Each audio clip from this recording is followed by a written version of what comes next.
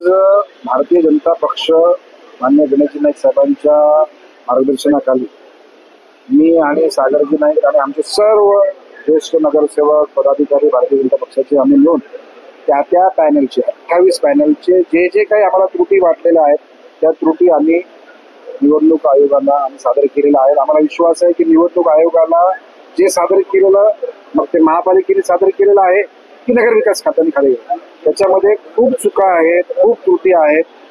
म्हणजे त्याच्यामध्ये बरेच हायवे गावं हे तोडलेले आहेत, वस्त्या तोडलेल्या आहेत आणि प्रभाग रचना बनवताना एक साधारण निकष असा आहे की हायवे घ्यावा, मोठा रस्ता घ्यावा.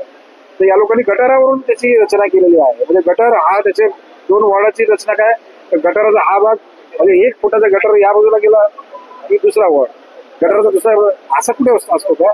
हायवे असतो, मेन रोड असतो की बाबा मेन रोडच्या पलीकडचा वेगळा वॉर्ड, हा वॉर्ड असंच होतो. या ठिकाणी सर्व निकष जे आहेत लोकसंख्येचा निकष पाळलेला गेलेला नाही.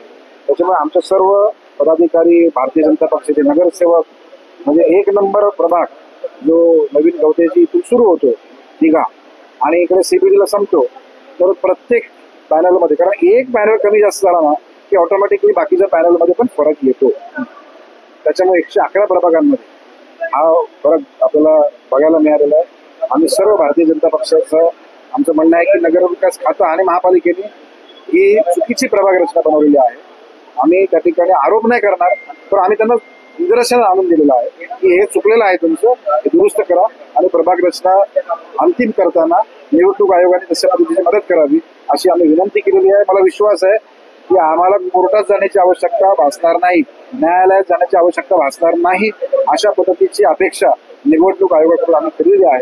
आम्हाला जेव्हा हरकसी माने जेव्हा सूचनांचं आमची सुनावणी होईल त्या सुनावणीच्या वेळेस या संदर्भामध्ये योग्य पद्धतीने आम्हाला न्याय दिला. मान्य झालं नाही तर काय म्हणजे नेमकी भूमिका काय असेल? मागण्या मान्य नाही झालं तर न्यायालय आहे आमच्याकडे. आम्ही माननीय मुख्यमंत्री साहेबांना सांगितलेलं आहे की या शहरावरती पहिल्यांदा असं होत असताना अन्याय होतोय, तर माननीय मुख्यमंत्री साहेबांनी सांगितलेलं आहे की तुम्ही योग्य पद्धतीने त्या मांडा, तुम्हाला नक्कीच नाही. असं देखील बोललं जातंय की फक्त शिवसेना शिंदे गटाच्या बाजूने हा निर्णय म्हणजे आहे लागलेला आहे प्रभाग रचना केलेली. या ठिकाणी मी असं कोणावर आरोप करणं योग्य नाही आहे व्यक्तीवरती, पण खात्यावरती आमचा आरोप आहे, महापालिकेवरती आमचा आरोप आहे. कारण आमच्याकडे पुरावे आहेत. तर पुरावे मिळाले ना की गटारावरून कुठली प्रभागची रचना जाते का? हो, एक घर आहे त्या घराचे 2 तुकडे करून कशी काय प्रभाग रचना होईल? असं होणार नाही आणि निवडणूक आयोग या सर्व गोष्टी व्यवस्थित बघेल आणि त्याला नाही. गावांचे काही बाउंड्रीज पण तोडले गेले, गावं तोडलेली आहेत. आजपर्यंत 30 वर्षामध्ये कधीही गाव जे आहे एक वॉर्ड असतं, पण असंच असतंय आणि असे निकष आहेत.